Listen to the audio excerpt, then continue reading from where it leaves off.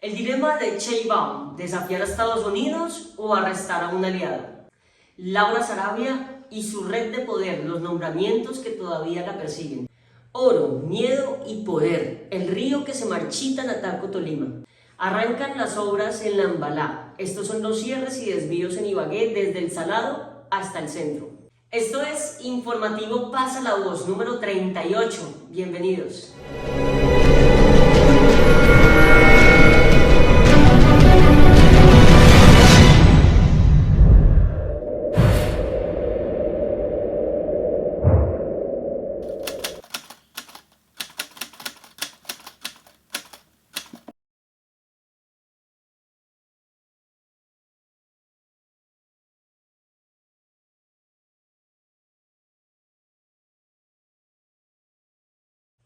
Pasa la Voz es un medio de comunicación que busca promover el liderazgo a través de diferentes estrategias que incidan en la transformación de los territorios y que contribuyan a la construcción de paz.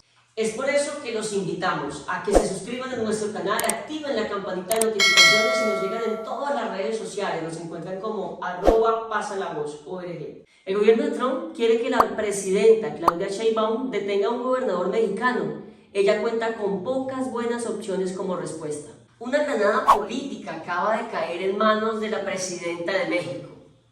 El miércoles, fiscales estadounidenses presentaron una acusación contra uno de los políticos más destacados de su partido, Rubén Rocha Moya, gobernador del estado mexicano de Sinaloa, en la que se decía que durante mucho tiempo había apoyado un poderoso cartel de la droga que ha aterrorizado a los mismos ciudadanos a los que juró proteger. Estados Unidos pidió al gobierno de Sheinbaum que lo detuviera rápidamente junto con otros 9 funcionarios y exfuncionarios mexicanos mencionados en la acusación.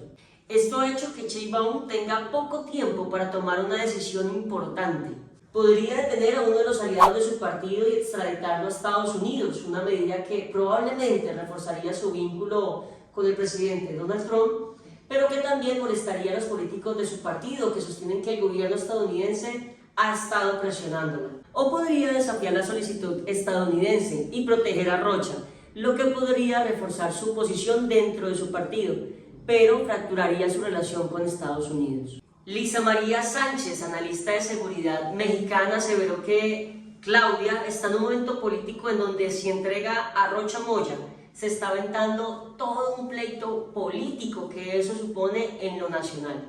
O lo protege o entonces sigue dando elementos para siguientes casos de que efectivamente el gobierno mexicano sí protege la vinculación político-criminal. El jueves, Sheinbaum habló por primera vez públicamente desde que se hizo pública la acusación, valga la redundancia, e inmediatamente dejó claro que estaba preparada para enfrentarse a Estados Unidos. Nosotros no vamos a cubrir a nadie que haya cometido un delito, dijo en una declaración con la que abrió su conferencia de prensa diaria. Sin embargo, si no existen pruebas claras, es evidente que el objetivo de estas imputaciones por parte del Departamento de Justicia es político. Mencionó que debe quedar sumamente claro que bajo ningún motivo va a permitir la intromisión o injerencia de un gobierno extranjero en las decisiones que le competen exclusivamente al pueblo mexicano. Añadió que Estados Unidos no había aportado pruebas suficientes para apoyar la detención de los funcionarios acusados y que la Fiscalía Mexicana abriría su propia investigación. Las autoridades mexicanas detendrían a Rocha solo si concluyen de forma independiente que ha cometido un delito o si reciben pruebas contundentes e irrefutables de Estados Unidos. En un momento dado mostró una parte del acta de acusación que incluía una imagen de un documento manuscrito que, según los fiscales, era una lista de sobornos a funcionarios mexicanos. Mencionó que este es el único documento que en este escrito lo ponen como un documento de prueba, leyendo una línea en la que figuraban 30,000 pesos junto a un nombre, Juanito, el apodo de uno de los funcionarios acusados. Dice que al menos es de llamar la atención, ¿no? Es una hoja de papel. Señaló que la acusación de 34 páginas contra Rocha y otros funcionarios, entre los que se encuentra un senador y un alcalde en funciones, también narraba años de presunta corrupción por parte de los funcionarios, pero dijo que se basaban en el testimonio de testigos que no saben quiénes son. Los fiscales de Manhattan acusan a Rocha y otros funcionarios de un plan de años de duración para proteger el cartel de Sinaloa, la organización criminal dominante en su estado y principal proveedor de fentanilo a Estados Unidos, a cambio de sobornos y ayudas para ser elegido. Rocha describió las acusaciones como un complot de Estados Unidos para atacar a Morena, el partido político de izquierda al que pertenecen tanto como él como Sheinbaum. Dijo en un comunicado que se inscribe en una perversa estrategia para violentar el orden constitucional, específicamente la soberanía nacional de México. La crisis política llega en un mal momento para Sheinbaum. El jueves, datos del gobierno mostraron que en el primer trimestre la economía mexicana registró su mayor caída en más de un año. Y las encuestas de opinión han mostrado constantemente un descenso en sus índices de aprobación, aunque sigue siendo una de las líderes más populares de Latinoamérica.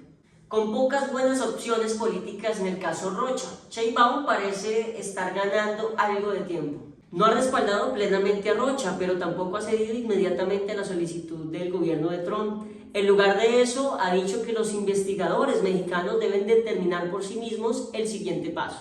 Sin embargo, los expertos jurídicos dijeron que la exigencia de Sheinbaum de más pruebas para detener a Rocha no era necesaria de inmediato en virtud del tratado de extradición entre Estados Unidos y México. Estados Unidos solicitó la llamada detención provisional de Rocha y de los otros funcionarios acusados, una medida utilizada en casos en que una nación teme que los sospechosos puedan huir. En esos casos, según el tratado, si una de las dos naciones recibe una orden de detención válida de la otra, tomará las medidas necesarias para asegurar la detención. La nación que solicita la detención dispondrá entonces de 60 días para aportar sus pruebas. Pero Rocha también cuenta con otra capa de protección, el Congreso de México, el cual tendría que retirarle la inmunidad penal de la que goza como funcionario electo.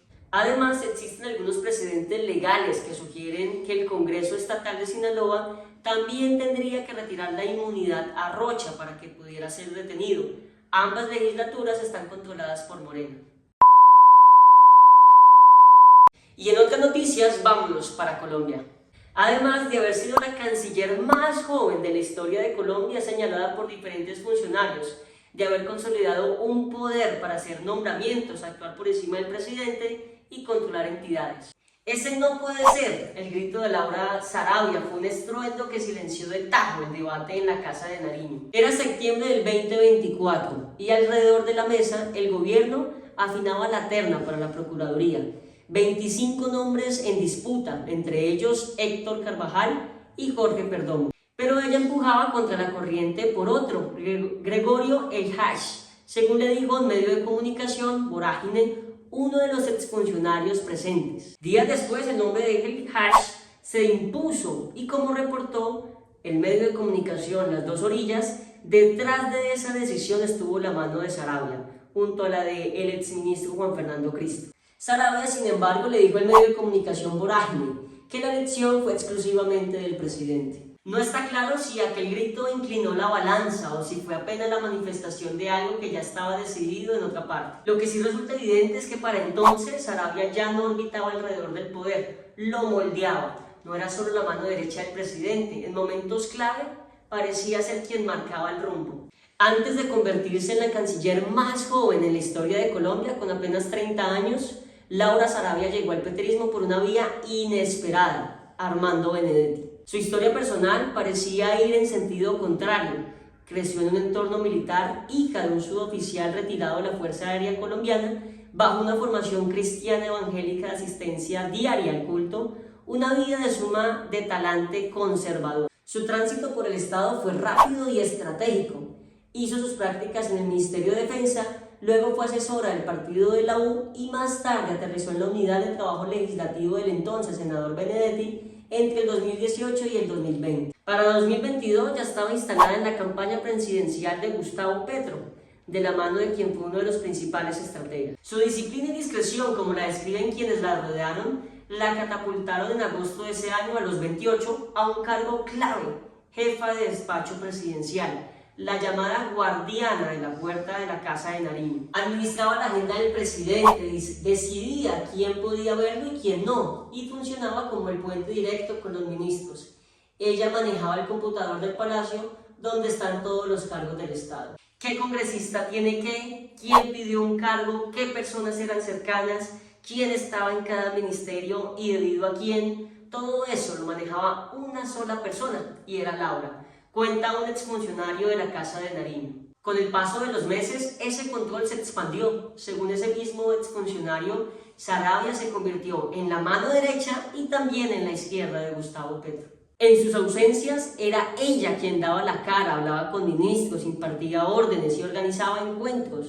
Pero esa eficacia comenzó a incomodar dentro del gabinete. Varios de sus integrantes empezaron a advertir un fenómeno distinto: el aislamiento del presidente. Una de las primeras revueltas se dio cuando altos funcionarios acudieron directamente al presidente para decirle que Saravia no agendaba reuniones solicitadas por ellos, relata un amigo cercano del mandatario.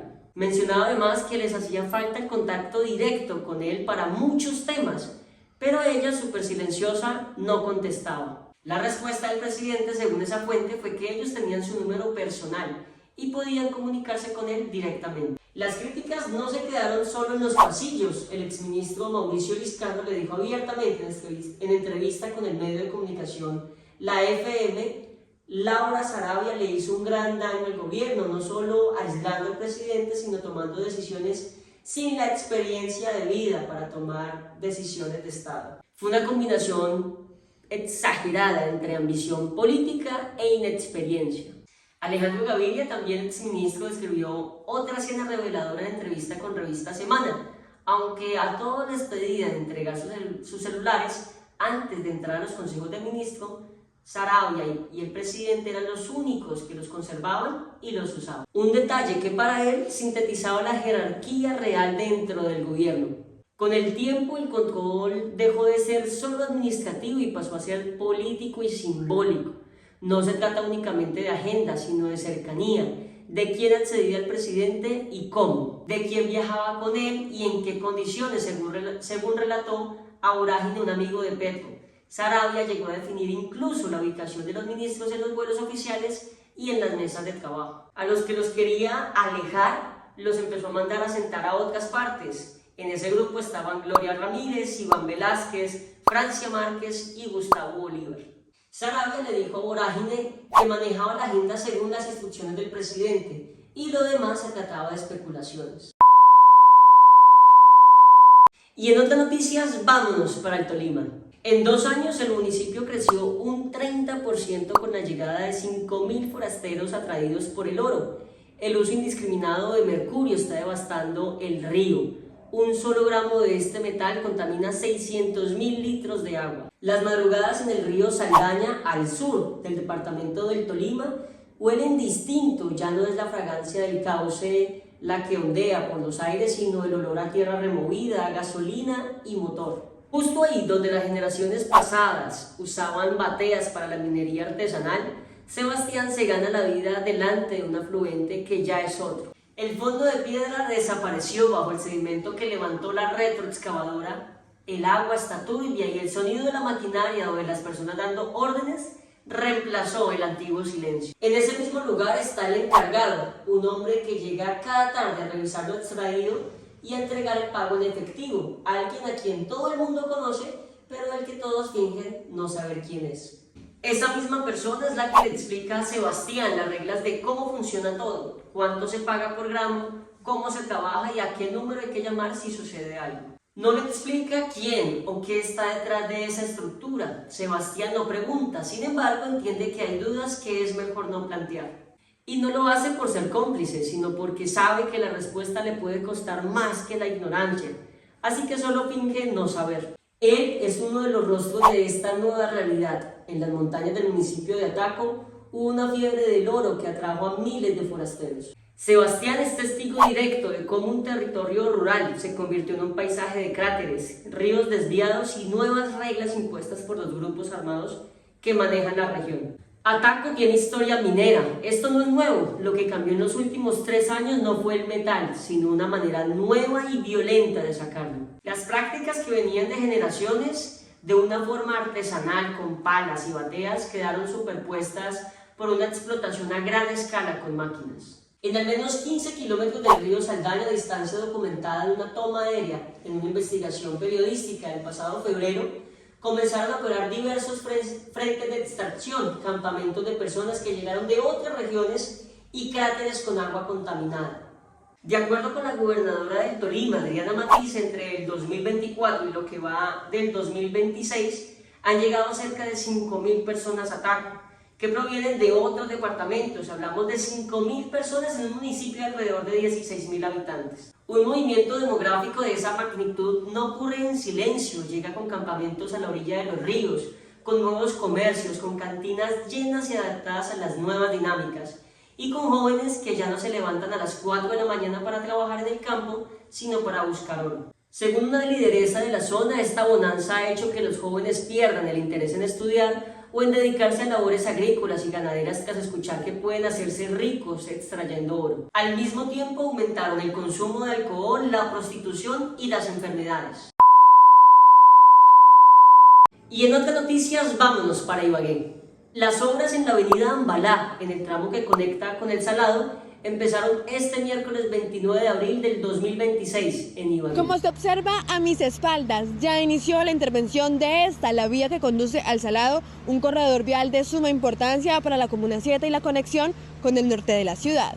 Con maquinaria en operación, personal en campo y la consolidación de frentes activos, ya se ejecutan las primeras labores de obra en la avenida Ambalá. Las intervenciones contemplan pavimentación en concreto rígido, construcción de andenes, instalación de iluminación y la reposición de redes de acueducto y alcantarillado, un componente clave por las condiciones del terreno y el manejo de aguas en la zona. Estas obras comenzaron luego de cumplir las etapas de licitación, adjudicación y legalización, además de actividades preliminares como topografía, levantamiento de actas de vecindad y revisión de redes hidrosanitarias. Vamos con maquinaria, con equipos, con personal, ya hacer todas las actividades correspondientes de obra civil como nos habíamos comprometido y seguimos cumpliéndole a los ibaguereños. Aquí más de 90.000 ibaguereños van a ser beneficiados de esta gran inversión, de este gran proyecto, no solamente de la comuna número 7, de San Bernardo, del corredor del norte del departamento del Tolima. Va a ser una vía importante y principal para la ciudad, pero también para el departamento. Los trabajos se ejecutarán por tramos, que permitirá avanzar de manera progresiva en la intervención, aunque implicará restricciones en la movilidad mientras se cumplan los tiempos técnicos del proceso constructivo. Además de la pavimentación, el proyecto incluye obras complementarias enfocadas en mejorar las condiciones estructurales de la vía, especialmente en lo relacionado con drenaje y redes subterráneas. Porque se va a hacer la reposición del acueducto y del alcantarillado, que en muchas partes no lo tenía. Y como usted se ha dado cuenta, aquí es una parte en pendiente donde el agua se encharca mucho por todos los lados, entonces hay que tener en cuenta que hay que dejar los sumideros para que las aguas lluvias vayan a una red que se llama red de aguas lluvias y la otra es una red que llaman red de alcantarillados y aguas servidas. Entonces esas dos redes son las que van a quedar debajo del pavimento y enseguida sí montamos la estructura. Desde la calle 103 ya se observa la maquinaria y personal trabajando sobre el corredor vial, donde se dio inicio al proyecto que busca intervenir la infraestructura de este sector de la Comuna 7 y que beneficia a 90.000 habitantes. La actividad no se limita solo a la vía, ya que también incluye la renovación de redes de acueducto y alcantarillado y además de mejoras en varios puntos de trazado. Las primeras tareas se concentran en excavaciones para retirar y reemplazar redes de servicio públicos que ya cumplieron su ciclo. En este momento, el frente de trabajo está ubicado entre las calles 103 y 113, donde se avanza con maquinaria pesada y cuadrillas de operarios que intervienen directamente en el terreno. Con el inicio de los trabajos, la avenida Ambalá quedó cerrada entre las calles 103 y 113. Esta medida hace parte del plan de manejo de tráfico, que fue implementado para evitar el trancón en la zona mientras avanzan las obras. El objetivo es que los conductores puedan seguir desplazándose sin quedar totalmente bloqueados por la intervención. Las personas que se movilizan desde El Salado hacia el centro de la ciudad tienen rutas alternas habilitadas. Una de ellas consiste en tomar las calles 113 o 115 y luego girar hacia la carrera quinta para continuar con el recorrido habitual. También se habilitó la calle 113 cerca del sector de Surtiplaza en doble sentido, con el fin de facilitar el flujo vehicular en medio de los cierres. Desde la Secretaría de Movilidad se hizo un llamado a los conductores para que utilicen rutas alternas y eviten congestiones. Importante indicar a cada uno de los conductores tomar vías alternas con el objetivo de no congestionar la zona para conservar un adecuado tránsito, mencionó Ricardo Fabián Rodríguez, secretario de Movilidad. Las autoridades también explicaron que estas medidas no son permanentes y que se irán ajustando según el avance de las obras y el comportamiento del tráfico en la zona. El esquema de cierres y desvíos se mantendrá durante la ejecución del primer tramo. El proyecto no se queda en ese tramo inicial. La intervención de la avenida Ambalá hace parte de un plan más amplio que conecta el centro de Ibagué con el sector del Salado. La idea es ejecutar obras de reposición de redes de acueducto y alcantarillado, instalación de iluminación nueva y adecuación de paraderos en distintos puntos del corredor. Todo esto está pensado por etapas para no detener completamente la movilidad en toda la zona al mismo tiempo. Entre las calles 103 y 125 se tiene prevista la pavimentación de la vía, además de la construcción de andenes y sardineles. Este primer segmento hace parte de la fase inicial del proyecto de infraestructura local, que busca intervenir varios puntos críticos del corredor vial. Este proyecto fue anunciado con anterioridad por la alcaldesa Joana Aranda y la gobernadora Adriana Matiz, dentro de un plan de intervención que abarca diferentes sectores del norte de la ciudad. El corredor completo llega hasta la calle 171 y se desarrollará por fases, según la programación establecida por las entidades responsables. Las autoridades locales habían informado en abril que la intervención contempla cerca de 70 cuadras de trabajos de reposición de redes y pavimentación en concreto. Este plan se ejecuta de manera conjunta entre el gobierno municipal y departamental, lo que permite avanzar en diferentes frentes de obra al mismo tiempo. Esto fue una breve mirada acerca de nuestra realidad a lo largo de la semana, donde les traemos historias acerca de lo que pasó en el mundo, en nuestro país, en nuestra región y en nuestra ciudad. Queremos invitarlos e invitarlas de manera especial a que se conecten con nosotros a través de nuestro canal de YouTube todos los lunes a las 11 de la noche, hora Colombia, al programa Columna de Opinión. Un espacio donde se escribe una columna a lo largo de la semana sobre algún tema en particular y lo leemos en vivo. Asimismo, invitarlos a que si están en Ibagué o están de visita por aquí, se hagan una pasada por el Café Albura, el cual queda en el barrio Prados del Norte, muy cerca al Centro Comercial Aqua y al Centro Comercial Multicentro. Y puedan tomar un café de alta calidad y de especialidad directamente desde Planadas, Tolima. Los esperamos, abrimos de martes a domingo de 3 de la tarde a 9 de la noche. Somos Café Albura, un café que deja huella.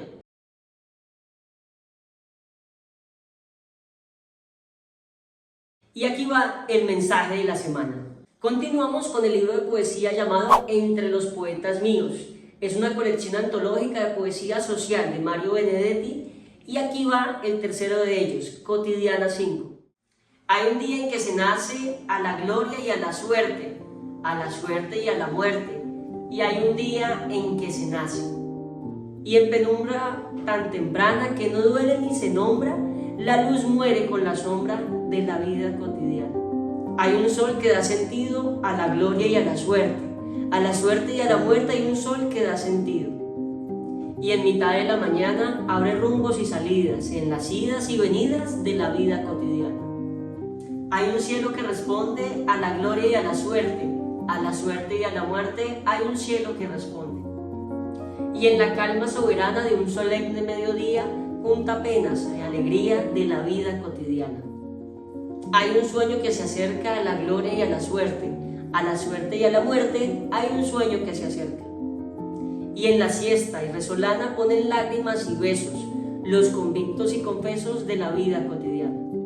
Hay crepúsculos que invocan a la gloria y a la suerte y a la muerte, hay crepúsculos que invocan. Y en la cumbre más lejano, el sol muere como un toro, con la sangre y con el oro de la vida cotidiana. Siempre hay una causa digna de la gloria y de la suerte y de la muerte, siempre hay una causa digna. Pero no es la lucha van de quien busca satanases en las guerras y en las paces de la vida cotidiana.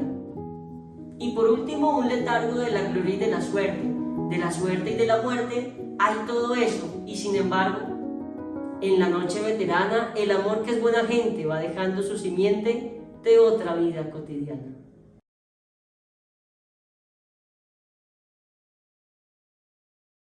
Gracias por llegar hasta el final del informativo Pasa la Voz número 38. Oro, miedo y poder, el río que se marchita en Ataco, Tolima.